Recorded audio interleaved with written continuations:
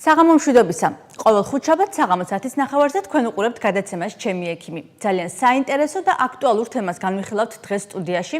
ვისაუბრებთ თემაზე, რომელიც ნებისმიერ ასაკში შეიძლება გახდეს ნებისმიერი ჩვენთაგანისთვის პრობლემა. მოკლედ, რომ არ გავაგრძელოთ, ჩვენი დღევანდელი გადაცემის თემაა დეპრესია. გადაცემისას თქვენს შეკითხვებს ბათუმის მაღალტექნოლოგიური ჰოსპიტალი მედცენტრის ფსიქონევროლოგი შორენა ვაშაძე უპასუხებს. მოგესალმებით, ქაბატონი შორენა. ჩვენ არაერთი ძალიან საინტერესო ეთერი გქონია ამ სტუდიიდან მაყურებლისთვის ეს მედოვნებ რომ იქნება მორიგი, იმიტომ რომ თემა არის მართლაც აქტუალური და საინტერესო. ძალიან გულშემატკივრობენ ჩვენი თანამშრომლები, რომლებიც ამ სტუდიის მიღმა ახლა დღეს ამ წუთებში მუშაობენ. ზოგადად რომ ვთქვათ, რა არის დეპრესია, იმიტომ რომ უბრალოდ გუნება-განწყობის მოშლასაც, რომელიც შეიძლება ხანმოკლე იყოს, ადამიანი რაღაცა დეპრესიული ვარ დღეს, უბრალოდ ესე რაღაცა ვიტყვით და რომ გავმარტოთ პირველ რიგში რას უწოდებთ სპეციალისტები დეპრესიას? მოგესალმები ჩვენს მაყურებელს. შეგახსენებთ კიდევ ერთხელ, რომ დეპრესია ეს არის გულებგანწყობის დაქვეითება, რომელიც გრძელდება ბოლო 2 კვირის მანძილზე მაინც და მას ახასიათებს 9 ძირითადი ნიშანი. ეს არის უძალობა, უხასიათობა, გულებგანწყობის დაქვეითება, შრომის უნარის დაქვეითება, სუიციდალური აზრები, სექსუალური დარღვევები, ძილის პრობლემები, მადასთან დაკავშირებული პრობლემები, სევდიანობა, ცრემლიანობის მომატება, შრომის უნარის დაქვეითება, გადაწყვეტილების მიღების შეუძლებლობა. მეცნიერები თვლიან, რომ თუ აი ამ ჩამოთვლილი სიმპტომებიდან 5 თუ მაინც არის სახეზე და ეს გრძელდება ბოლო 2 კვირის მანძილზე, სახეზე გვაქვს დეპრესიული გულებგანწყობა. ხშირად არის ხოლმე რომ ჩვენს გულებგანწყობის დაქვეითებას ან ჩამოთვლილი სიმპტომებისგან მთელ რიგ სიმპტომებს უკავშირებთ დეპრესიას, მაგრამ ეს შესაძლებელია არ იყოს დეპრესია და ეს იყოს დაკავშირებული მთელ რიგ ცვლილებებთან, ასაკობრივ თავისებურებებთან და ასე შემდეგ. მე მინდა გითხრათ ერთი რამ, რომ დეპრესია ეს გახლავთ დაავადება, რომელიც მსოფლიოში საკმაოდ არის გავრცელებული და ჯანმოს, ანუ ჯანმრთელობის საერთაშორისო ორგანიზაციის მონაცემებით 2020 წლისათვის აი ჩამონათვალთა შორის, დაავადებათა ჩამონათვალთა შორის ერთ-ერთ პირველ ადგილზე იქნება. ანუ მკვეთრად გაიზრდება. რატომ? რა განაპირობებს ასეთ ზრდას? დეპრესიის მაჩვენებლის ზრდას განაპირობებს. სხვადასხვა მძიმე სოციალურ-ეკონომიკური მდგომარეობა, კრიზისები ცხოვრების გარკვეულ პერიოდში, კატაკლიზმები, რომელიც მსოფლიოში უხვად არის, ჩვენი ტემპი, ცხოვრების რითმი, კრიტიკული სიტუაციების მატება. ყველაფერი ეს განაპირობებს დეპრესიული მაჩვენებლების მატებას. აგრეთვე მისი ერთ-ერთი განსაზღვრელი არის სხვადასხვა დროს ცხოვრების გარკვეულ პერიოდში გადატანილი უარყოფითი ესეთი ფაქტები, რომელიც თავს იჩენს სწორედ ნევროზული რეგისტრის საშუალებებისა და დეპრესიის სახით. და ამიტომ ფაქტორი, რომელიც არის განპირობებული, არის საკმაოდ მრავალი და არის ბევრი. ეს დაავადება შესაძლებელია განვითარდეს სხვადასხვა ესეთი სიმპტომების ფონზე. და მათ შორის სხვადასხვა ასაკშიც. დიახ, სხვადასხვა ასაკში. ასაკი შეზღუდული არ გახლავთ. ასაკი ესე კი შეზღუდული არ გახლავთ, კიდევ ერთხელ ვიმეორებ, ის ხშირად გვხვდება როგორც ბავშვებში, ისე გარდატეხის პერიოდში, ისე ზრდასრულებში და რასაკვირველია შუახნის ასაკის ადამიანებში, მოხუცებში და ასე შემდეგ. ყველა ასაკობრივი ჯგუფისათვის არის დამახასიათებელი ნიშანდობლივი იმ ჯგუფისათვის დამახასიათებელი დეპრესიული აშლილობა და ჩვენ ალბათ უფრო ცლად განვიხილავთ ქალბატონ შორენა თითოეულ ასაკში რა შეიძლება გახდეს გამომწვევი, როგორ უნდა მართოს მშობელმა ამ ასაკში ბავშვი ხშირად მშობლებს და შვილებს შორის კონფლიქტიც აი ამ ეგრეთ წოდებული გარდატეხის პერიოდშიც ალბათ არის რაღაცა მაპროვოცირებელი დეპრესიების და რა ვიცი შეიძლება პირიქითაც.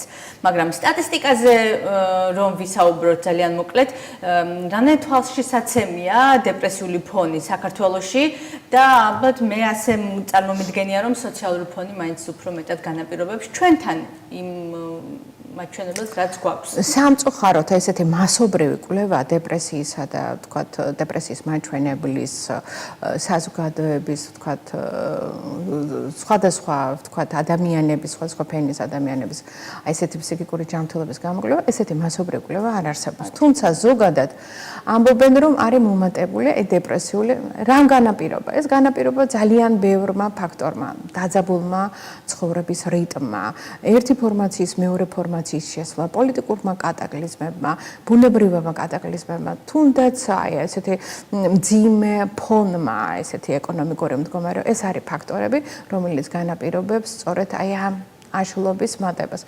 მე მინდა გითხრათ, რომ დეპრესიის ყველაზე მთავარი ესეთი საშიში, უпростоრად სიმპტომი, პატერნი, ეს არის სუიციდალური აქტივობა, როდესაც მატულობს სუიციდალური აქტივობა, სუიციდალური ქმედება, სახელმწიფოებრივი მიდგომა უნდა იყოს ძალიან მნიშვნელოვანი, განსაზღვრელი საბრძოლველად.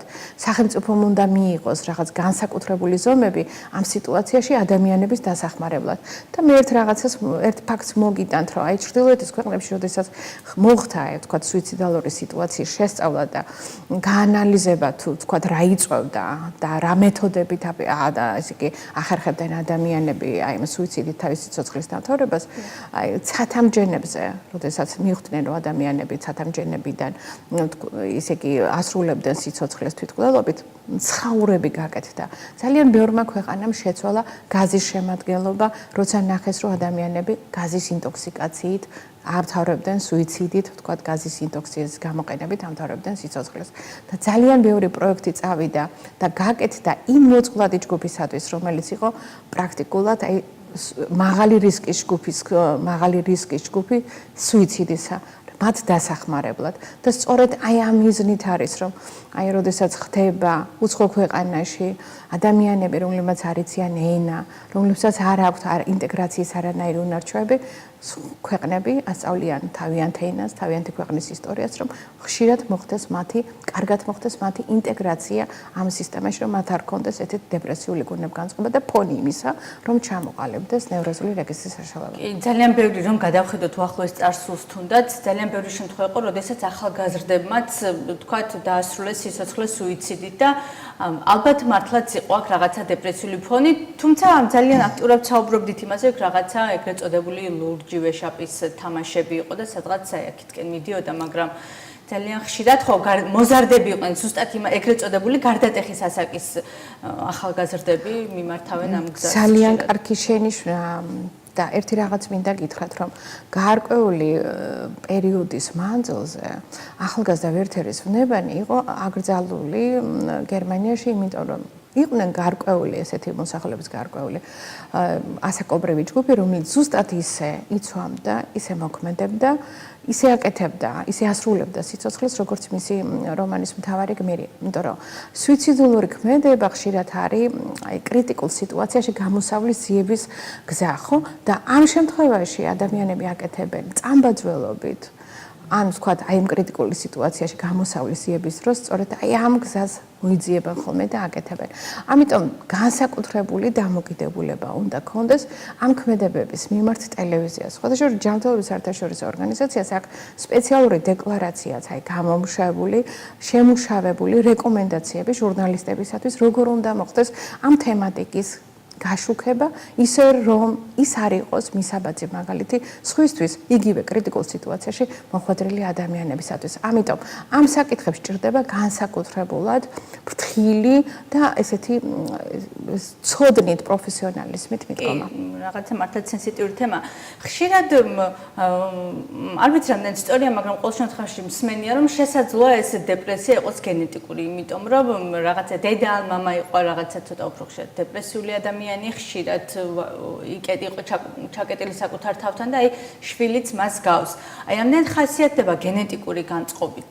აი გენეტიკა ძალიან ბევრი დაავადება, ეს არის გენეტიკური დაავადებები, მაგრამ გენეტიკური, ვთქვათ, მზაობა იმისა, რომ დეპრესიული, ვთქვათ, ნევროზული რეგისტრის საშუალების ან დეპრესიით ადამიანს ყავდეს აუცილებლად დეპრესიული შვილი, ამის მზაობა, ამის ესეთი დასკვნები, ამის კვლევა არ არსებობს. თუმცა არსებობს აი წინასწარ განწყობა. სამწუხაროდ ჩვენ შვილებს ვასწავლეთ იმას, რაც ვიცით, ანუ ვასწავლეთ დამოკიდებულებას, ცხოვრების წესს და როგორი ცხოვრების წესითაც ვცხოვრობთ, აი ამ წესს ყველაზე კარგად ითვისებენ ჩვენი შვილები. და სწორედ ეს არის, რომ აი, როდესაც ჩვენ რაღაც გარკვეულ კრიტიკულ სიტუაციებში ვიქცევით, ეს არის ჩვენთვის ჩვენი შვილებისათვის მისაბაძი მაგალითი და აი ესეთ სიტუაციაში მოხვედრის, რომ ზუსტად ისე იქცევიან ჩვენი შვილები, როგორც ვიქცევით ჩვენ. მაგრამ მე მინდა გითხრათ, რომ აი ბავშვობაში გადატანილ უამრავ ესეთ ფაქტს, უარყოფით ფაქტს ძალიან დიდი მნიშვნელობა ენიჭება ზრდასრულობის ასაკში. შეიძლება ამბობენ ხოლმე ფსიქოლოგები, რომ არ იყოს ცუდი, რომ არ არსებობდნენ დედები და მასწავლებლები, ვთქვათ, ფსიქოთერაპევტებს ხუბრობით საქმეც არ ექნებოდათ, იმიტომ რომ ეს აუცილებლად გამოძახილს პოულობს ზრდასრულობის ასაკში სხვადასხვა ფორმით. ნებისყოფაც ხო არის მაგალითად ადამიანები რაღაცა კატეგორიებად იყოფიან არიან სუსტი და ძლიერი ნებისყოფის ადამიანები. ვიღაცას რაღაცის ატანა უფრო მეტად შეუძლია ვიდრე სხვა მეორეს. ეს რამდენ წარმოადგენს ადამიანების სუსტი ნებისყოფის ადამიანი განეკუთვნება თუ არა რისკ ჯგუფს, რომ მას რაღაცა შეიძლება დეპრესიამ შეუტიოს. ძალიან ისეთი იოლი ნათქვამია სუსტი ნებისყოფის ადამიანი, იმიტომ რომ არსებობს გარკვეული სიტუაციები, როდესაც მედურად ხვდებით ჩვენ უარყოფით ყველანაირ უარყოფით მოვთ სტრესს და ასე შემდეგ, მაგრამ რაღაც გარკვეული პერიოდის შემდეგ ჩვენი ძალები იმისა, რომ ვებრძოლოთ რაღაც უარყოფით ან თუნდაც დადებით, იწურება და გადავდივართ დისტრესულ მდგომარეობაში, როდესაც ყველაფერი ადვილად გვერება, ადვილად შემოდის ჩვენში, ადვილად მოქმედებს ჩვენს ფსიქიკაზე და ამიტომ ასეთ სიტუაციაში ადვილად მოწყვლადი ვართ ყველა უარყოფითი, ვთქვათ, ესეთი დამოკიდებულებისა და მინდა გითხრათ, რომ სოფლიოში და ბუნებაში არსებობს ძალიან ბევრი ფსიქოსომატიური დაავადება. ანუ ფსიქიკური, ვთქვათ, ესეთი ზემოქმედების შედეგად მოდის სომატიური დაავადებები, რომლებიც ფართოდ არის გავრცელებული და სხვათა შორის ძალიან მძიმეა ეს ფსიქოსომატიური დაავადებების გართულებებიც. კი ბატონო, და ხშირად ვამბობთ და მე მგონი თქვენც დამეთანხმებით, რომ რაღაცა არ ვიცი პრინციპში დამეთანხმებით, რომ ქალბატონებში უფრო ხშირია ხოლმე ეს დეპრესიული მომენტები. რამდენად რეალურია და რატომ შეიძლება უფრო მგრძნობიარები ვართ ქალბატონები თუ რაღაცა არ დაგეთანხმებით, რომ მარტო ქალბატონებშია, საკმაოდ აქტიურად მიმდინარეობს მამაკაცებში. მე გეტყვით იმას, რომ ქალბატონებმა ამ ბოლო 20-25 წლის მანძილზე ქართველებმა განსაკუთრებით ძალიან ბევრი რამე გადავიტანეთ. მათ მხრებზე იყო მთელი ოჯახის ესეთი სიმძიმე, შვილებთან დამოკიდებულება, მათ ადვილად ნახეს კიდევ ერთხელ გამოსავალი და ამიტომ ის მათ მხრებზე ძალიან ბევრმა რამემ გადაიარა. ისინი საკმაოდ მედგრად ებრძვიან თავიანთ პრობლემებს ვიდრე მამაკაცები, თუმცა მამაკაცებისათვის არის საკმაოდ მძიმე ესეთი დეპრესიული და ნევროზული რეგისტრის საშუალებები. თუმცა ყველაფერი არის ინდივიდუალური. ეს არ შეიძლება ესე ფართოდ სტატისტიკური მონაცემებით ვთქვათ, რომ ქალებში არის უფრო მეტი, ვიდრე ქალებს შეუძლია ამის გამოხატვა. ქალს შეუძლია ბევრად უფრო ადვილად ესეთი ფართო აღიაროს ის, რაც ჭირს და ადვილად მოიძიოს გამოსავალი ამ კრიტიკულ სიტუაციაში, ვიდრე მამაკაცს. კი ბატონო, რაღაც ქრონოლოგიურად რომ მივყვეთ ქალბატონში, და აი ბავშვებშიც ჩვენ ვთქვით, რომ ნებისმიერ ასაკში შეიძლება განვითარდეს დეპრესიული ფონი და ხშირად აი მაგალითად მეორე პატარის დაბადება ოჯახში ერთისთვის რაღაც ერთგვარი სტრესია და ის ხდება დეპრესიული, იმიტომ რომ ვერ იტანს, როცა თქვა დედა მეორესაც დას თუ ძმას ეფერება. ან რაღაცა ვერ იყოფენ სათამაშოს, ან უბრალოდ ტუქსავს მშობელი და ეს რაღაც ძალიან ისე ცუდად მოქმედებს ბავშვის ფსიქიკაზე. თუ ვთქვათ რაიმე უფრო სერიოზული და უშუალოდ მიზეზები არსებობს იმისთვის, რომ ბავშვებში განვითარდეს და როგორ უნდა მართოს ამ დროს მშობელმა? სამწუხაროდ, აი ოჯახის ინსტიტუტი არის საკმაოდ რთული. ჩვენთან ამის ის არ არის, აი დაგეგმარების ინსტიტუტი, აი ვის როდის უნდა ყავდეს შვილი, ეს ძალიან ისეთი უფრო ქაოტური აქ ფუნქცია გააჩნია, ვიდრე დაგეგმარების. აი ეს ძალიან ინფორმირებული და აღზრდილი უნდა იყოს დედაც, მამაც და ოჯახის სხვა წევრებიც, რომ ეს ურთიერთობები დაარეგულირონ. ბავშვი, რომელიც სწავლობს აი ამ ურთიერთობებს, თუნდაც შეხებით, ვთქვათ, ახალი ოჯახის წევრის გაჩენით, თავისი ლიდერობის ფუნქციას კარგავს, ხო, და მე მთელი ყურადღება გადადის მეორეზე, ხო? ეს უნდა იყოს განაწილებული, ანუ დაგეგმარებული და გააზრებული და ნათქვამი კიდეც, ანუ ახსნილი უნდა იყოს, ეს უნდა იმართოს ოჯახის წევრების მიმართ და თუ ვთქვათ, ეს დისონანსი შეიქმნა ამ სიტუაციაში, რასაკვირველი ეს ღრმა კვალს აჩენს აი ამ პატარა ჩვილის, ვთქვათ, ფსიქიკაზე და ეს აუცილებლად შემდეგ გამოსავალს ნახულობს და შემდეგ იქნება რაღაც გარკვეული პრობლემები. ამიტომ ოჯახის წევრებმა ძალიან დიდი სითბოთი და მოთმინებით უნდა აუხსნან და უნდა დაარეგულირონ ეს სიტუაცია. თუ ეს სიტუაცია არ დარეგულირდა, იცოდეთ, რომ ეს ესეთი სიტუაციები მას კიდევ ექნება იქნება ცხოვრების გარკვეულ ეტაპზე. მე მინდა გითხრათ, რომ არსებობს იდენტობის ძალიან ბევრი პრობლემა. თუ ამ იდენტობის პრობლემები არ იქნა გათავისებული და არ იქნა დარეგულირებული ესე იგი ასაკის გარკვეულ ეტაპზე, ეს აუცილებლად შემდეგ ზრდასრულობის ასაკში იჩენს თავს საკმაოდ სერიოზულად სხვადასხვა სიმპტომატიკით.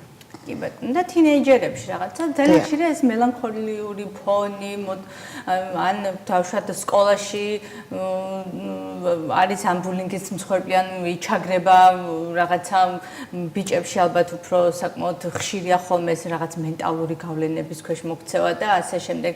იგივე ხო აი სემესტრის ბოლოს გამოცდების პერიოდში ეს ფონი და ასე შემდეგ. რა არის ამ დროს გამოსავალი, როგორ უნდა დაეხმაროს მას მშობელი ან რა უნდა გააკეთოს ჟარს უნდა მიაქციოს ყურადღება, რომ აი ეს შვილის ეს დეპრესიული ფონი არ გამოეპაროს, რომ შემდგომ რაღაცა უფრო ქრონიკულში არ გადავიდეს. მოზარდობის პერიოდში, ანუ აი გარდატეხის პერიოდში და მინდა გითხრათ, რომ გარდატეხის პერიოდამდე დაახლოებით 8 ჯერ მაინც გადის აი კრიზისულ ხანას მოზარდი, არის საკმაოდ მძიმე ფსიქოლოგიური სურათი. რატომ? იმიტომ რომ თუ თქვათ არის რაღაც გარკვეული პერიოდები, როდესაც ბავშვისათვის ავტორიტეტი არის დედა, მამა, ოჯახის წევრი, აი გარდატეხის პერიოდში ავტორიტეტს ისეძებს ქუჩაში. უცნობ ადამიანში.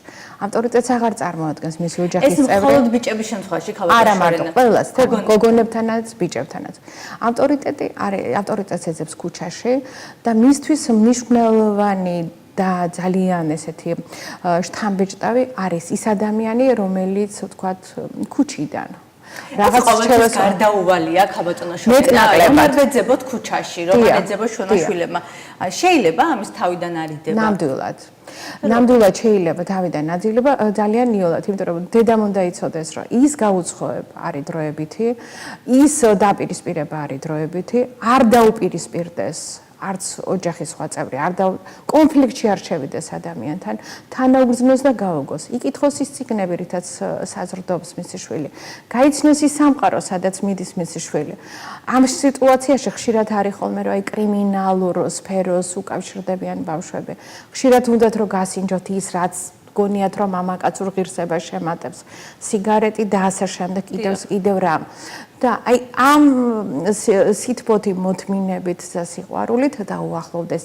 იმ წრეს, სადაც მოძრაობს, სადაც სუნთქავს, სადაც საზრდოობს მისი შვილი და დამერწმუნეთ, მაშინ აი ყოველთვის იქნება ნაკლებ მტკივნეული. თუმცა დედები მან თუ შვებიან ზუსტად შეცდომებს, რომ უპირისპირდებიან ის არასწორგზას ადგას და რაღაცა იძულებით ცდილობენ. უპირისპირდებიან, რაც უფრო მეტი დაპირისპირება იქნება, რაც უფრო მეტი პოლარული დამოკიდებულება იქნება, რაც უფრო მეტი აი ესეთი ძალისმიერი მეთოდი იქნება გამოყენებული, იცოდეთ რომ ეს კიდევ ხელს კრავს თქვენ შვილს იმისათვის, რომ გაუცხოვდეს. ეს ყველაფერი წავა, როდესაც მოვა 19-20 წელი, 19-20 წლის ასაკში, თქვენ ისე ვხდებით პრიორიტეტი, თქვენ ისე ვხდებით მშობლები, ისეთ ვხდებით პირველ რიგში ადამიანები, რომლის გარეშე ციცოცხლე რასაკვირველი არ შეუძლია თქვენ შვილს, მაგრამ ამისათვის, რომ თქვენ მიხვიდეთ 19-20 წლამდე, გინდათ ძალიან დიდი მოთმინება, ძალიან დიდი ძალისხმევა, ძალიან დიდი სიყვარული და რაც შეიძლება უფრო ახლოს იყოთ, რათა მართოთ, მაგრამ ისე, რომ არ შეგემჩნეთ, რომ ამას მართავთ. თუმცა ყველა დედაც ალბათ ამის არც უნარი აქვს, არც ნებისყოფა, არც ცოდნა შეიძლება არ იცოდეს ამ შემთხვევაში როგორ მიუდგეს საკუთარ შვილს და რა იქნება სწორი ნაბიჯი. სპეციალისტთან ვიზიტი რამდენად გამართლებულია და თქვა და იგივე თინეიჯერების თემას რო გავყვეთ და ამოვწუროთ ბარემ ქალბატონი შორენა. ხშირად ეს მოზარდებიც იღებენ ალბათ შეურაცხყოფად, რომ მე ფსიქოლოგი არ მჭირდება, მე ბრჭყალებში ვამბობ გიჟი არ ვარ და აი მათგანაც მოდის ხოლმე პროტესტი და ამ დროს სად არის ოქროს შვალები, როცა მე მშობელმა არ ვიცი როგორ ვმართო სიტუაცია ამ ასაკში ჩემ შვილთან და ამ დროს რაღაცა თან მინდა რომ დავეხმარო. დიახ, ფსიქოლოგი ეს ბოლო წლებმა მოიტანა, თქვა ფსიქოლოგიის ინსტიტუტი, მე არ ვქადაგებ იმას, რომ ყველა უნდა იაროს ფსიქოლოგთან და ყველა ადამიანს და ყველა მოზარდს და ყველა მშობელს ჭირდება ფსიქოლოგი. არ ქონდა ეს ფსიქოლოგიური, თქვა, სამსახური, მაგრამ ვიყავით მორჩილები, დავდიოდით მოძღვართან და ვიცოდით, რომ მორჩილები და ესეთი უნდა ყოფილიყავით, ღვთისმოშიშები უნდა ყოფილიყავით, პატივი უნდა გვეცა, თქვა, მშობლებისათვის დაგვეფასებია ისინი და ასე შემდეგ. ანუ იყო რაღაც გარკვეული ესეთი ოჯახური, ვთქვათ, ერთ მუშტად შეკრული ოჯახი. დღეს უფრო აღარ არის შიში შეიქმს სიყვარულს დაახლოებით. ეს იყო, ეს ფაქტორები იყო. ხო, ახლა ბულინგის თემა არის ყველა დროში და ყველა ეპოქაში ძალიან მნიშვნელოვანი თემა, განსაკუთრებით ამასაკისათვის. ჩემთვისაც ძალიან მტკივნეული თემაა ეს ბულინგის თემა, იმიტომ რომ ამისგან დაცული არავინ არ არის. თუ გადახედავთ, ვთქვათ, ისტორიას უახლოესი ესეთი ჩვენი ქვეყნისას ნახავთ, რომ ძალიან მნიშვნელოვანი არის მოზარდებს შორის დაპირისპირება. მოზარდებს შორის ესეთი თუნდაც ფსიქოლოგიური, თუნდაც ფიზიკური, თუნდაც სექსუალური, ეს არის ძალიან დიდი თემა და ამ თემის მოგვარება სჭირდება ერთობლივი მიდგომა. პირველ რიგში ცნობიერების ამაღლება, საზოგადოებამ რაც შეიძლება მეტი უნდა იცოდეს ამის შესახებ და კიდევ იმის შესახებ, როგორ შეიძლება რომ აი ამ პრობლემას შემოვაროთ. აქ უნდა ვიყოთ ყველანი ერთად სკოლა, თავისი მანდატურის სახურით, ვთქვათ, ოჯახი, არასამთავრობო ორგანიზაციები ძალიან ბევრი მუშაობს ამ თემატიკით. ტელევიზიას აქვს განუსაზღვრელი როლი ამ თემატიკის კარგად მიწოდების საზოგადოების მიმართ და კიდევ იმ შედეგების გაანალიზებით, რაც მოყვება აი სწორედ ესეთ დაპირისპირებას. და სწორედ ერთად აი ესეთი სახელმწიფოებრივი მიდგომით შეიძლება რომ ეს პრობლემა გადავლახოთ და განათლება. ყველაზე მთავარი არის განათლება. განათლებული უნდა იყოს ჩვენი მოზარდიც და ჩვენი ოჯახიც. კი ბატონო, და სეზონური დეპრესია ხშირად გვსმენია და თითქმის ყველას ალბათ მათ შორის ჩვენს ძალიან ბევრ მაყურებელსაც ამ სეზონური ამ ტერმინის შესახებ. რას ნიშნავს და რას გულისხმობს ეს სეზონური დეპრესია? საქართველოში ცოტა ნაკლებად ვთქვათ გვხდება, იმიტომ რომ ეს გვხდება ჩრდილოეთის იმ ქვეყნებში, სადაც მზე ნაკლებია და სწორედ აი ამ ესეთი მელატონინის გამომუშავებასთან არის დაკავშირებული სეზონური დეპრესია, როგორც კი რუხი ფერები შემოდის, ვთქვათ, ესეთი თვალსაზრისში, სეზონური დეპრესია მძლავრობს და ხშირად ადამიანებს აი ეს სიმპტომ კომპლექსი რაც ახან ჩამოთვალე, უვითარდება და გარკვეული თვეების მანძილზე მიმდინარეობს. სეზონური დეპრესიის სამკურნალოდ არსებობს როგორც ესეთი პრეპარატები, ესეთი რომელიც აი ჯგუფის დახმარებას საჭიროებს, ასევე აგრეთვე არსებობს სინათლო თერაპია. აი მაგალითად თქვენი აი ეს ოთახის მსგავსად განათებული დიდი ოთახში რამდენიმე საათის მანძილზე მოხვედრა საკმაოდ კარგი, ვთქვათ, ესეთი თერაპია აი ამ ესეთი სეზონური დეპრესიის წინააღმდეგ საბრძოლველად. ამიტომ არის ხოლმე რომ დეპრესიით დაავადებულ ადამიანებს ხშირად ურჩევთ ხოლმე მზით განათებულ ოთახში, ჰქონდეთ მაგიდა სამუშაო, სადაც ისინი რამდენიმე საათს მუშაობენ, აგრეთვე საძინებელ ოთახში, რაც შეიძლება ესეთი განათებულ ადგილზე იყოს მისი საწოლი, რათა მზეს ჰქონდეს არა მარტო, ვთქვათ, ესეთი ეფექტი, ვთქვათ, ესეთი ვიზუალური, არამედ სამედიცინო კუთხით საკმაოდ კარგი დახმარება გაუწიოს ადამიანს. ქაბატონ შარანა, საკმაოდ მრავალფეროვანია ფორმები, დეპრესიის ფორმები და ეხლა ჩვენ რაღაც სეზონურ დეპრესიაზე, თუმცა ძალიან ბევრია ალბათ მათგანი. რამდენად მრავალფეროვანია და როგორ განსხვავდება ისინი ერთმანეთისგან? ნუ ხა ბუნებრივია შემდგომ განსხვავებები ექნება მას მკურნალობაშიც, დიაგნოსტირებაშიც და ასე შემდეგ, მაგრამ აი თვითონ ფორმებზე რო ვისაუბროთ. ახლა დეპრესია შეიძლება მიდიოდეს როგორც უნიპოლარული, ანუ მარტო როგორც დეპრესიის, შეიძლება იყოს დეპრესია მასკირებული დეპრესია, ანუ ხშირად ადამიანები სხვადასხვა პროფილის ექიმებს ხშირად სტუმრობენ და ხშირად აწუხებთ გული, ვთქვათ,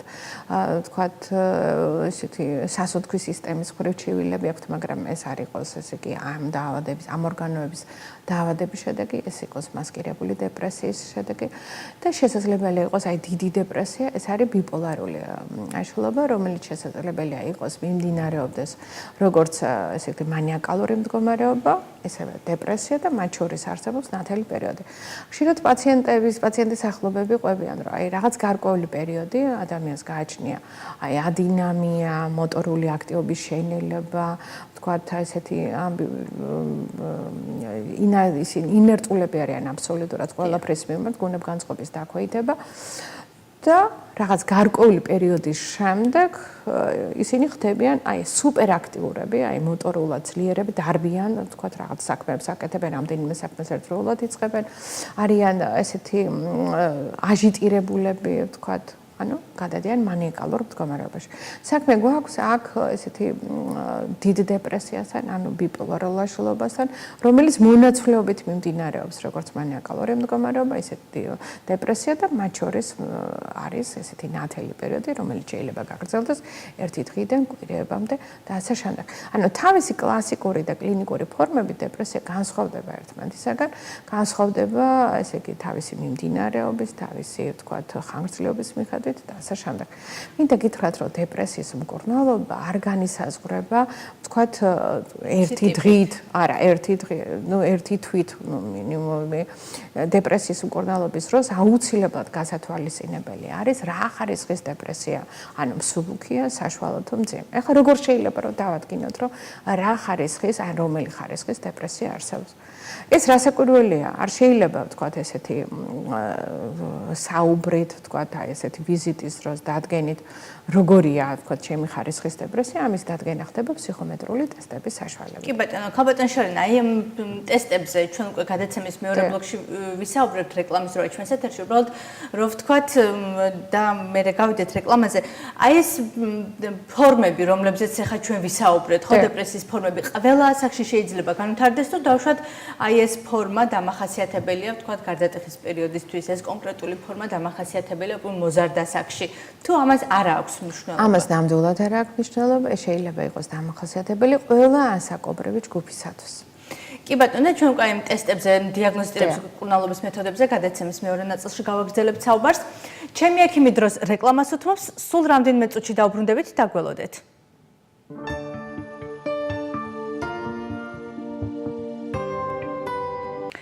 ჩემი ექიმი დაბრუნდა პირდაპირ ეთერში ჩვენ დღეს დეპრესიაზე ვსაუბრობთ და ჩვენ გადაცემის სტუმარია ექიმი ნევროლოგი შორენა, ფსიქონევროლოგი შორენა ვაშაძე. გავაგრძელოთ ხაბატონ შორენა, ჩვენ გავჩერდით ზუსტად დიაგნოსტირების ფორმებზე და მოკლედ როგორ ხდება დიაგნოსტირება, თქვენ ახსენეთ სპეციალური ტესტები, რომლის მიხედვითაც ხდება მოკლედ გამოვლენა ამა თუ იმ ფორმების და აი ამაზე. ესე იგი, დეპრესიის ხარისხის დასადგენად არის მსუბუქი, საშუალო თუ მძიმე ხარისხის დეპრესია. ხშირად ვიყენებთ ხოლმე ფსიქომეტრულ ტესტებს. აი ამ ტესტების ესე იგი შევსების საფუძველზე ხდება დადგენა, რომელი ხარისხის არის, ანუ მას ჭირდება მარტო, თქვათ, ფსიქოთერაპიით მკურნალობა მოიტანს შედეგს. თუ ჭირდება მედიკამენტოზური მკურნალობა ფსიქოთერაპიულ მკურნალობასთან ერთად. მინდა გითხრათ, რომ საშუალო და მძიმე ხარისხის დეპრესიის დროს აუცილებლად გასათვალისწინებელი არის როგორც მედიკამენტოზური მკურნალობა დასანიშნი, ისე იგი ფსიქოთერაპიული მკურნალობა აუცილებლად ჩასატარებელია. და არა ბავშვებში, ხო ხაბატონო? არა მარტო, იცით რა არის, ბავშვებშიც არის ხშირად საკმაოდ მძიმე ესეთი დეპრესია. ჩვენ საუბრობთ ბაღის პერიოდში მაგალითად ასაკის ბავშვებში თუ უფრო ვთქვათ 7-8-9 წლის ასაკში. დიახ, ბაღის პერიოდში და სამწუხაროდ ხდება ესეთი მდგომარეობა, მაგრამ აი ბაღის ასაკში საკმაოდ რთულია რომ ფსიქომეტრული ტესტით გამოიკვლიო ესეთი შეისწავლო ბავშვის პრობლემა, სად არის პრობლემა და კონსულტაციაზე ძალიან მნიშვნელოვანი არის დაამყარო კონტაქტი და გაიგო პრობლემა სად არის. ამიტომ აქ ბაღის ასაკის ბავშვთა ასაკში გამოიყენება ისეთი მეთოდები, როგორც არის არტ-თერაპია, ანუ ხატვით ხდება დადგენა სად არის პრობლემა და ხატვით არტ-თერაპიით შეიძლება გამოვასწოროთ, ანუ მივეხმაროთ პაციენტს აი ამ ასაკში გარკვეული კრიტიკული სიტუაციების დაძლევაში და პრობლემის მოგვარებაში. და ძალიან მნიშვნელოვანი არის სწორედ აი ამ ასაკისა და აი ამ ხარისხის დადგენის მიხედვით მკურნალობის ტაქტიკის შემუშავება. ხშირად ეს არტ-თერაპია, როგორც გითხარით, ბავშვთა ასაკში ეს აუცილებლად ჩასატარებელია, მაგრამ ძალიან კარგ შედეგებს იძლევა ზრდასრულ ასაკშიდაც და უნდა ნახოთ, რომ როგორი სიხარულით და როგორი ენთუზიაზმით აკეთებენ ხოლმე ისინი ჩანახატებს. როდის ითვლა, რა შეიძლება დახატოს ბავშვმა ბაღის ასაკში, რითაც დავშვათ შესაძლოა ივარაუდოთ, რომ აი რაღაცა დეპრესიული ფონი აქვს. აი რა ფერს ირჩევს, რას ხატავს, როგორ ხატავს, როგორ ალაგებს თავის ოჯახის წევრებს ერთმანეთთან, ან როგორ ხატავს. ამას ძალიან დიდი მნიშვნელობა აქვს დიაგნოზის დასადგენად, კონსულტირებისათვის და შემდეგ აი ამ ხატვის მეთოდების გათვალისწინებით შესაძლებელია ძალიან ბევრი ქცევისა და ძალიან ბევრი ისეთი მდგომარეობის შეცვლისათვის ძალიან დიდი მნიშვნელობა აქვს. მაყურებელი გველოდება ქალბატონ შორნა უპასუხოთ და შემდეგ გავაგრძელოთ ისევ საღამო მშვიდობისა თქვენ პირდაპირ ეთერში ხართ შეგიძლიათ დასვათ შეკითხვა. გამარჯობა სკენსოლეთ. გამარჯობა. მე მყავს 23 წლის გოგონა, რომელიც ვერ ლაპარაკობს. აი უკაცრავად ეს კითხვა ესე იგი ფსიქონევროლოგიური არის, აი ჩვენ არ გვყავს აქ რაიონში. ხოდა ხმა აქვს, მენა აქვს და ვერ ლაპარაკობს და სამკურნალოდაც ვერ შეძლებს და ეუბნებიან რომ აუტიზმი და არანაირი ნიშანი ისეთი არ ეთყობა აუტიზმის მაგას. რასაც შეწყვი ყველაფერს გებულოს ყველაფერს აკეთებს, ოღონდ ვერ ლაპარაკობს. მადლობა ბატონო ზარისთვის. ძალიან დიდი მადლობა. ცოტა მე მგონი სხვა თემაა, ვიდრე ჩვენ ამაზე ვსაუბრობთ. ახლა ჩვენ დღევანდელი თემა არის დეპრესია. ბატონი საუბრობს. მე ვეტყოდი ბატონს, რომ მე მესმის თქვენი წუხილი, მაგრამ აქ აუცილებლად არის აი ესე იგი მეტყველების მოშლა არის დასადგენი, ეს არის ორგანული ხასიათის თუ ფუნქციური ხასიათის. იმისათვის რომ ეს დადგინდეს, აუცილებლად უნდა მოხდეს გოგონა თქვენი შვილი ექიმთან და მას აუცილებლად ჭირდება კვლევების ჩატარება, რომ დადგინდეს, ეს არის ორგანული ხასიათი. აუცილებლად ჯერ პირველ რიგში ნევროპათოლოგი ჭირდება, დადგინდეს რა გენეზის მეტყველების მოშლა. ხო, იმიტომ რომ 23 წლის ასაკი საკმაოდ დიდი ასაკია იმისთვის, რომ რაღაცა მოკლედ დიაგნოზამდე ალბათ მიხვიდე, იმიტომ რომ თუ კი ამასაკამდე არ ლაპარაკობს ბავშვი, ალბათ არა, იცით რა არის? ეს მეტყველების მოშლა შეიძლება ძალიან ბევრმა დაავადებამ გამოიწვიოს. მაგრამ ის გათვალისწინებით, რომ რა არის ამის გამოწვევი, ამისათვის უნდა ჩატარდეს კვლევები და ეს მდგომარეობა უნდა შეაფასოს სპეციალისტი. ნევროლოგმა. კი ბატონო, გავაგზავნოთ ქალბატონ შორნა და ჩვენ საუბრობთ, რომ აი ფერებზე არის დამოკიდებული იმაზე, თუ რას დახატავს მოზარდი. როგორ ირჩევს და ძალიან დიდი მნიშვნელობა აქვს და ძალიან ბევრ ფაქტორს. აი, ვისთან თამაშობს, როგორ თამაშობს, როგორ ირთობს თავს, რას ირჩევს, როგორ ირჩევს. ამიტომ ძალიან დიდი ყურადღება ჭირდება ოჯახის წევრებს, რათა ყურადღება მიაქცევენ თავიანთ პატარას. კი, და აი მოზარდებში, როდესაც უკვე ეგრეთ წოდებული ტესტების გაკეთება არის შესაძლებელი, ეს შეიძლება რაღაც ერთჯერადი ტესტით გამოვლინდეს, თუ არის სხვადასხვა ტესტები, რომლებიც სადიაგნოსტიკოდ პაციენტმა ამ შემთხვევაში სადიაგნოსტიკოდ არსებობს უამრავი ტესტი და ეს ერთჯერადი რასაკვირველია, ესე იგი არ იქნება, იმიტომ რომ ეს მკურნალობა, დეპრესიის მკურნალობა ერთჯერადი არ გახლავთ, ეს არის ხანგრძლივი მეთოდი, ხანგრძლივ პერიოდს მოიცავს. სპეციალისტები წერენ, რომ ეს არის თვეობით გრძელება, 6 თვიდან 2 წლამდე მიდის, იმიტომ რომ როდესაც ხშირად არის ხოლმე, რომ როდესაც არის შედეგი და კარგად გრძნობს პაციენტი თავს, ის ხშირად წყვეტს ხოლმე აი ამ მკურნალობას და შემდეგ მოდის რაღაც გარკვეული პერიოდის შემდეგ ისევ მოდის ის სიმპტომები და ჩივილება. მინდა გითხრათ, რომ ანტიდეპრესანტებიც თვითონ როდესაც ინიშნება დეპრესიის შემთხვევაში მოქმედებას იწყებენ მხოლოდ 2 კვირის შემდეგ და კარგი სრული ეფექტი იწვევა სადღაც 2 კვირიდან 1 თვის შემდეგ. ამიტომ აი ანტიდეპრესანტების მიღება, ასე ვთქვათ, 1 თვის მანძილზე არანაირი შედეგი არ ექნება. მას ჭირდება დოზირებით, ტიტრაციით მომატება დოზების, რათა უარყოფითი ეს მხარეები არ იყოს მიღებული და შემდეგ ნელ-ნელა ხდება რაღაც გარკვეული პერიოდის შემდეგ ისევ ხდება ამ ანტიდეპრესანტების, ვთქვათ, დაკლება და ამით მკურნალობის დასრულება.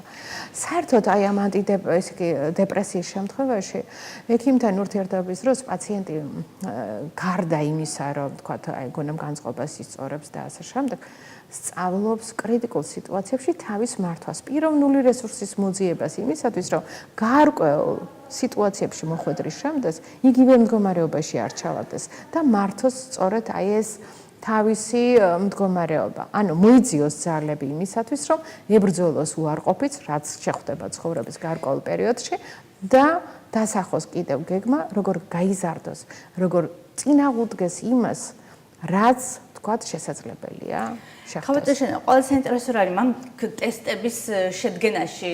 რამდენად დიდია და მე ვფიქრობ დიდია იმის ალბათობა, რომ რაღაცა არასწორად უპასუხოს, გაიაზროს პაციენტმა ის, რომ ამ კითხვაზე პასუხის გაცემა რაღაცის აღიარებას ნიშნავს და დაუშვათ გასცეს ამ ტესტს არასწორი პასუხი. რამდენად შესაძლებელია ეს და აი ამ დროს ხომ არ არის იმის ცდომილება და რისკი, რომ რაღაც შესაძლოა არასწორი მიმართულებით წავიდეს. ეს ტესტები, ესე იგი, უამრავი ტესტი არსებობს, მაგრამ ჩვენ ვიყენებთ ვალიდური, რომელიც არის, ეს არის საყოველთაოდ აღიარებული და არის უამრავი კვლევა ამ ტესტების მიხედვით, ამ ტესტებს ჩატარებული. ამიტომ იქ ისეა შედგენილი შეკითხვები, რომ შესაძლებელი ერთ-ორ კითხვას არ გასცე პასუხი, მაგრამ იქ ისედებს კითხვები და შესაძლო ვარიანტები, რომ იმას ვერანაირად ვერ დააღწევ თავს და ნამდვილად იქნება ის შედეგი, რაც უნდა იყოს. კი ბატონო, მაყურებელი ინტერესდებოდა სახელმწიფო ქალბატონებში ძალიან ხშირი არის აი სტრესული, დეპრესიული მდგომარეობები და აი ამ დროს რა არის თვითონ ქალბატონისთვის გამოსავალი და ეს დეპრესიული ფონი ამდენ ნეგატიურად აისახება ნაყოფზე თუ შემდგომ უკვე მოკლედ ახალშობილზე. ყველა ჰორმონალური დარღვევის ანუ რაღაც ისეთი ცვლილებების ფონზე შესაძლებელია წამოვიდეს დეპრესიული აშლილობა და ნევროზული აშლილობა. ნუ ეხლა ფეხმძიმობის პერიოდი და ძალიან მნიშვნელოვანი არის ესე იგი მშობიარობის შემდგომი დეპრესია და მშობიარობის შემდგომი პერიოდი ხშირია, იმიტომ რომ ეს არის ნორმა, რამდენიმე დღის მანძილზე შეიძლება გაგრძელდეს. ეს არის ნორმალური, როდესაც ხან არის და ხან არ არის, მაგრამ ამას ძალიან გაგებით უნდა შეხვდეს ოჯახის წევრები და ყველაზე კარგი სტიმულატორი იმისათვის, რომ ამ სიტუაციებს დავახციოთ თავი, არის ოჯახური თანადგომა, სიყვარული, მოფერება და კიდევ ზრუნვა. ადამიანი, რომელიც ხედავს, რომ ის გვერდით არიან, ადამიანები, რომლებიც არიან მობილიზირებული, რომ დაუდგნენ გვერდით, გაულამაზონ წუთი სოფელი და დაეხმარონ რაღაც გარკვეულ კრიტიკულ სიტუაციაში, ეს არის ყველაზე კარგი სტიმულაცია იმისათვის, რომ ამ მდგომარეობას დააღწიოს ადამიანმა. გადადის ბავშვზე ქალბატონის შორენა ამ შემთხვევაში ეს დედის ეს თუ გაჩნია რამდენი ხანი, ახლა დეპრესიაზე კიდევ ერთხელ ვიმეორებ, რომ ეს არის, როდესაც არის განხანგრძლივება, რომელსაც კვირებზე მეტი გრძელდება, ხო? რასაკვირველი ეს აისახება ბავშვზე, იმიტომ რომ ბავშვი ჭირვეულობს ტირის, დედის გუნება განწყობის სარკე არის ბავშვი. ის რასაც განიცდის დედა, ვთქვათ, მშობიარობამდე ვთქვათ, უცლად ყოფნის პერიოდში ბავშვი რასაკვირველია იმას არსებობს გენეტიკური მზაობა და არსებობს ფსიქოლოგიური გენეტიკა, როდესაც გადაეცემა ბავშვებს ეს ჩვენი განწყობა, ჩვენი დამოკიდებულება სხვადასხვა ნივთებისა და მოვლენების მიერ. ქრონიკული დაავადებები, ქალბატონო შორენა, ხშირად ძალიან ბევრი ქრონიკული დაავადება არსებობს და ამ დროს პაციენტები იღლებიან ელემენტარულად მკურნალობისგან, რაღაცა უიმედობის განცდაც ეუფლებათ, რომ აი ამდენ წამალი მივიღე, უკვე ამდენ თვე მკურნალობ და უშედეგო და აი აქედან გამომდინარეც ალბათ გროვდება გარკვეულად ეს დეპრესიული ფონი. და ხშირად აწყდებით ხოლმე ასეთ შემთხვევებს. მაღალი რისკის ჯგუფები დეპრესიისა და ნევროზული რეგისტრის საშუალების არსებობს პაციენტებისა, რომლებიც არიან დაავადებული ქრონიკული დაავადებებით.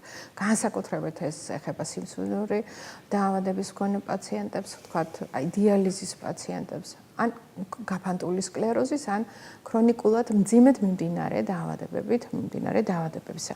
ძალიან საინტერესო კვლევები ბეჭდება სიმსივნესთან დაკავშირებით და მინდა გითხრათ, რომ ესე იგი რემისიაში და ბევრად უფრო მაღალია ესეთი პროცენტულად იმ ადამიანების გამოჯანსაღების და გაჯანსაღების რიცხვი, რომლებსაც არ გააჩნიათ ნევროზული რეგისტრის საშლელობა და დეპრესია, ვიდრე ვთქვათ გააჩნიათ ადამიანს დეპრესიისა, ეს არის სიმსივნით დაავადებულ პაციენტებში. ანუ ადამიანები, რომლებსაც არ აქვთ დეპრესია და ნევროზი და არიან სიმსივნით დაავადებულები, ისინი ბევრად უფრო მალე ესე იგი ხდებიან ჯანმრთელები და ჯანსაღები, ვიდრე ვისაც აქვს დეპრესია და ნევროზული რეგისტრის საშლელობა. ამიტომ აი ესეთი ჯგუფებისათვის მე ვფიქრობ, რომ უფასო უნდა იყოს ესეთი დახმარება და ამისათვის დიდი ძალისხმევა უნდა ჩაატაროს სახელმწიფომ და ქალაქის მმართველობამ.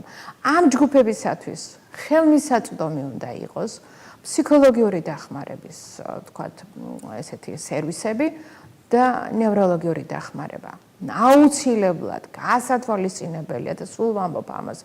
ესეთი მაღალი რისკის ჯგუფებისათვის უნდა იყოს უფასო ესეთი დახმარება. უნდა არსებობდეს ესეთი სერვისები, სადაც მათ საჭიროების შემთხვევაში გაუწევენ კვალიფიციურ დახმარებას. მე ვფიქრობ, ეს რაღაც სპეციალური დახმარებები უნდა არსებობდეს სხვადასხვა დამოკიდებულებების ხანია და იგივე წამალ დამოკიდებულებები. მაგრამ მათთვის უნდა იყოს უფასო, არა მარტო მათთვის, არამედ მათი ოჯახის წევრებისათვის. იმიტომ რომ მართვა ისწავლონ ამ შემთხვევაში და აუცილებელია. აი მაგალითად არსებობს ესეთი უცხოეთში და ეკლესია აფინანსებს სხვათა შორის დობის ტელეფონის თბილისში იყო რამდენჯერმე ესეთი დობის ტელეფონის პრაქტიკა, ესეთი პროგრამა, როდესაც გარკვეულ კრიტიკულ სიტუაციაში მოხვედრის დროს ადამიანს უჩნდება სურვილი დახმარების საჭიროება, მას ექნება, თქვათ, იმის რესურსი, იმის, თქვათ, ეს შესაძლებლობა, რომ დარეკვის შემთხვევაში მან მიიღოს ესეთი სათანადო დახმარება. აქ ძალიან მნიშვნელოვანია, როდესაც კრიტიკულ სიტუაციაში ადამიანს უწოდეს ხელს და მან უნდა იცოდეს, ვის უნდა მიმართოს ამ სიტუაციაში. პოსტტრაუმული აშლილობები, თვითაალების სინდრომები, აი ამას როგორ უმკლავდებით? პოსტტრაუმული სტრესული აშლილობის ცოტა უფრო შორიდან დავიწყე, ეს არის ვიეტნამის ომის შემდეგ აღწერეს მეცნიერებმა და აღნიშნეს, რომ ჯარისკაცები, რომლებმაც გამოიარეს ეს ვიეტნამის ომი, წლების შემდეგ რაღაც გარკვეული თარიღებთან დაკავშირებით, მათ უჩნდებოდა ზუსტად ისეთი, თქვათ, სიმპტომები, რაც ჰქონდათ იმ ომის დროს. ეს შესაძლებელია განვითარდეს ისეთ ადამიანებს, რომლებმაც გადაიტანეს ძალიან მძიმე ესეთი კატასტროფები, თქვათ, იყვნენ ძალადობის მსხვერპლი, ფიზიკური და ასე შემდეგ. რაღაც გარკვეული სიტუაციაში მოხვედრის შემდეგ მათ ისე კი ვითარდებათ ის სიმპტომატიკა, რაც თქვათ იმ პერიოდისათვის იყო დამახასიათებელი. ეხლა თვითაალების სინდრომი ძალიან მნიშვნელოვანი არის, განსაკუთრებით მოწყვლადი არიან თვითაალების სინდრომისადმი. ეს რა მაყურებლისთვისაც რომ უფრო გასაგები იყოს თვითაალება. ეს არის თვით გამოფიტვა, თვითაალება, აი ესეთი, როდესაც აბსოლუტურად სასიცოცხლო ძალები იმდენად არის ესეთი შესუსტებული, რომ მას არ შეუძლია თავისი პროფესიული მოვალეობის შესრულება. მას აქვს დეპრესიისათვის დამახასიათებელი მთელი რიგი სიმპტომ-კომპლექსი, ეს არის უძალობა, უხასიათობა, გუნებგანწყობის დაქვეითება, შრომის უნარის დაქვეითება. თავისთავად აღარ უნდა იმის გაკეთება, ხშირად ემართებათ ხოლმე ექიმებს, ეს არის პროფესიული დავდა, ეს არის ჟურნალისტებისათვის დამახასიათებელი, ეს არის პედაგოგებს, სამართალ დამცავ სტრუქტურაში მომუშავე ადამიანებს. ამიტომ, როდესაც სპეციალისტმა იცის ეს, რომ ეს ასეა, განსაკუთრებით უნდა იყოს ხელმძღვანელისათვის მნიშვნელოვანი თავისი ხელქვეითის ესეთი თვითაალების სინდრომი რომ არ განვითარდეს, ამიტომ ხშირად აკეთებენ უცხოეთის ქვეყნებში ხელმძღვანელები ძალიან ბევრ, თქვათ, რაღაც ღონისძიებას, ან თქვათ, ქმედებებს იმისათვის, რომ მისმა თანამშრომელმა არ იგრძნოს, არ გამოიფიტოს, თვითაალება არ განიცადოს და უფრო კარგად შეასრულოს ის საქმიანობა, რასაც აქამდე აქ და სხვათა შორის უცხოეთის ძალიან ბევრ ქვეყანაში მიღებული არის, რომ ესეთი ვინც არის აი თვითაალების სინდრომის, თქვათ, აი ესეთი მაღალი რისკის ჯგუფი ხშირად ისე უწყობენ ხელს, რომ მას არ ჭირდება სამსახურში მოსვლა, სახლიდანაც აკეთებს იმ სამუშაოს, რასაც თქვათ, სამსახურში აკეთებდა და ასე შემდეგ. ანუ ეს უნდა იყოს ძალიან მნიშვნელოვანი ფაქტორი ყველა ხელმძღვანელისათვის, რათა დაიცვას თავისი თანამშრომლის აი ესეთი ფსიქიკური სფერო. ალბათ ძალიან ესეთი ჩამოსათვლელია საქართველოში ორგანიზაციები, სადაც თქვათ მსგავსად არის მოწესრიგებული დასაქმებულისა და დამსაქმებლის ურთიერთობა. ქალბატონშორინა, ზოგადად არის თუ არა დეპრესია სტიგმა? ძალიან ბევრჯერ დეპრესია არის სტიგმა და ხშირად ესენი მალავენ, ხშირად ტაბუდადებული თემა, იმიტომ რომ დეპრესიული ადამიანი არ არის ესეთი, თქვათ, მისაბაძი მოსაწონი საზოგადოებისათვის, ხშირად ხვდებით ხოლმე ესეთი სირაქლემის პოზაში, მაგრამ დამერწმუნეთ, ყველა დაავადების წინააღმდეგ ბრძოლა იწყება იმის აღიარებით, რომ მე ეს ამაქვს. ვერანაირად ვერ მორჩება პაციენტი, თუ მან არ აღიარა ის, რაც ჭირს. პირველ რიგში, პირველი საფეხური, 12 საფეხურიდან არის პირველი, რომ აღიარო, რომ შენ ეს გაქვს და შენ გჭირდება დახმარება. დამერწმუნეთ. ბიძგიც ხო საჭიროა, რომ ადამიანი მივიდეს იქამდე, რომ აი აღიაროს, რომ მას აქვს დაუშვათ დეპრესია. ბიძგს რას ეძახეთ? აი რომ დაიჯეროს იწამოს ფსიქოთერაპიის შეძახილი დაბახე აბახო ეხლა შენ მე უნდა შევძახო ჩემ თავს რომ მე აქედან გამოვიდე ხშირად ვერ ხერხდება ამ კრიტიკული სიტუაციების მართვა ამ მდგომარეობის დაძლევა და ამიტომ აუცილებელი არის რომ მოусვინოთ ერთმანეთს თუნდაც სიჩუმეს მოусვინოთ ხშირად არის ხოლმე რომ პაციენტის ახლობელი ამბობს რომ აი ჩუმად არის ხმას აი სიჩუმეს დაუგდოს ყური ახლობელმა ერთმანეთს შევხედოთ და მოусვინოთ ერთმანეთს და ვიგრძნოთ აი რას გრძნოთ გვჭირდება დახმარება და როდესაც გვჭირდება დახმარება ერთმანეთს გავუწოდოთ ხელი განკურნებადია დეპრესია ნამდვილად განკურნებადია თუ ეს იქნება პროფესიონალურად აღქმული თუ ეს იქნება პროფესიონალურად დიაგნოსტირებული თუ ეს იქნება სათანადო დონეზე მიყვანილი კიდევ ერთხელ არ აქვს მნიშვნელობა ფორმებს მაგრამ ეს არ არის ესეთი სწრაფი საკმაოდ რთულია მასთან ბრძოლა საკმაოდ მნიშვნელოვანია მასთან ბრძოლა მაგრამ ეს არის ხანგრძლივი პროცესი